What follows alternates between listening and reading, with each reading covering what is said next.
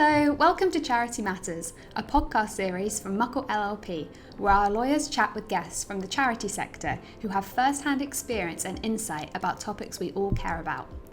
This week is Trustees Week, a week dedicated to celebrating the achievements of nearly 1 million trustees across the UK. In this bite-sized podcast, we speak to some of our lawyers who are also trustees in their spare time to find out about their experience as a trustee and to share useful tips with our listeners.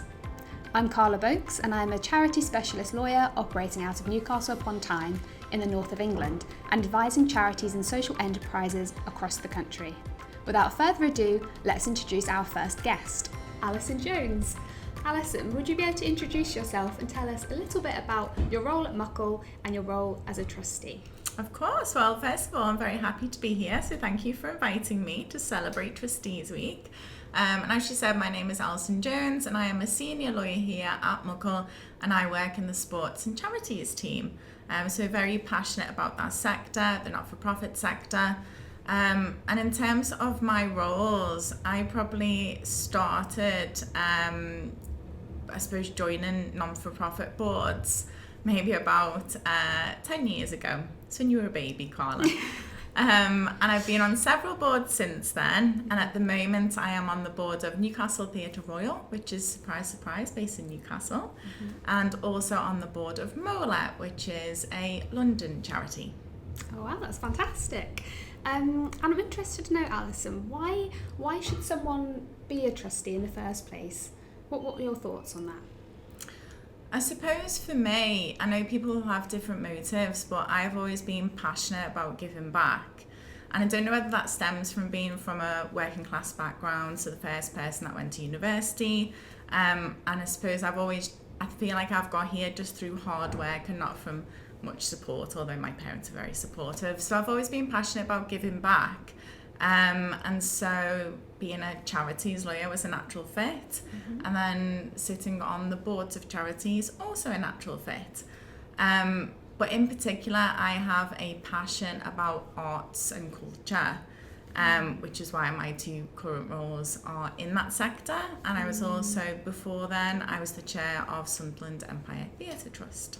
I did notice that the charities that you're a trustee of are both in that cultural sector. So by the sounds of it, that isn't just a coincidence. That's something that that is deliberate. Yeah, for me it was deliberate. I think when I've been choosing which boards to sit on, I have deliberately targeted charities in that sector.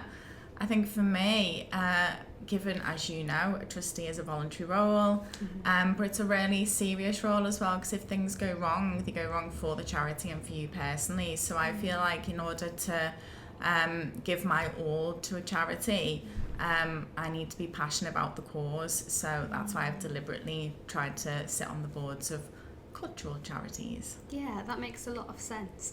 And you mentioned there a bit about the time commitment. Can you talk to us a bit more about that, sort of how you balance that work-life balance with the taking on that trustee role?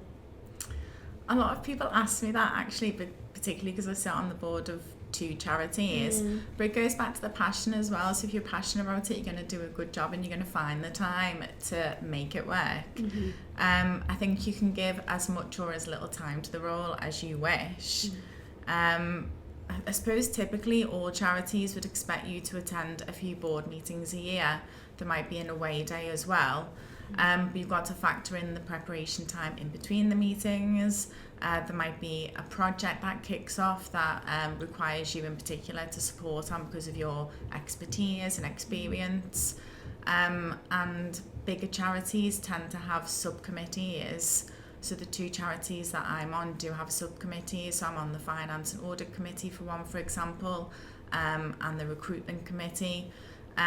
So you can give as much or as little time as you want to the role, but just make sure you dedicate sufficient time to make sure you're fulfilling your duties really. And I guess that comes back to being passionate about the cause that charity is supporting, because for you having that interest in the cultural side, I guess then you naturally feel like you want to put more of your time into that charity because you have that passion for the cause? Yeah, I would say so. And I suppose I've always a bit of a geek, always like learning as well. So I said I'm sit on the audit and finance committee. Don't know anything about numbers, but I'm learning quite a lot from the people that do sit on those committees that do know a lot about numbers because they're auditors and accountants by profession. So as much as the charities hopefully get from me, from my legal expertise and things that I bring to the charity, I do get a lot out of it as well.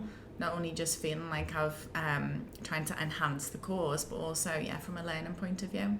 I'm meeting people as well that I would never normally meet in everyday life, but we're all sort of bound together by the same passion for the cause and all get on for that reason, even though we're all from different walks of life and chalk and cheese. So it sounds like passion for the cause is something that you need to be bearing in mind when you're choosing which charity to become a trustee for. What would you say are your other top tips for people who are looking to be a trustee and trying to pick that charity that's the right charity for them to become a trustee of? Oh, that's quite a good question, that, Carla. So passion for the cause was definitely for me the first top tip. I would say time commitment. So what time can you give, and does that align with the expectations of the charity? Because all charities are different. Some people have spoken to me and said location's an issue, and they were surprised that I was on the board of a London charity when I'm based up in Newcastle. But since the days of COVID, hybrid meetings are a thing nowadays. Or luckily at Muckle, they're very flexible and really passionate about giving back to communities. So we have that flexibility to travel to meetings and work around those. So I suppose travel might be one point to think about. And I suppose what skills the board is looking for as well on that charity, and does your skill set match what they're looking for as well? I would say they were the top tips. Do you need any more? No, that is brilliant. Thank you very much. That was excellent. And thank you very much for your time. You're welcome. Thank you for having me.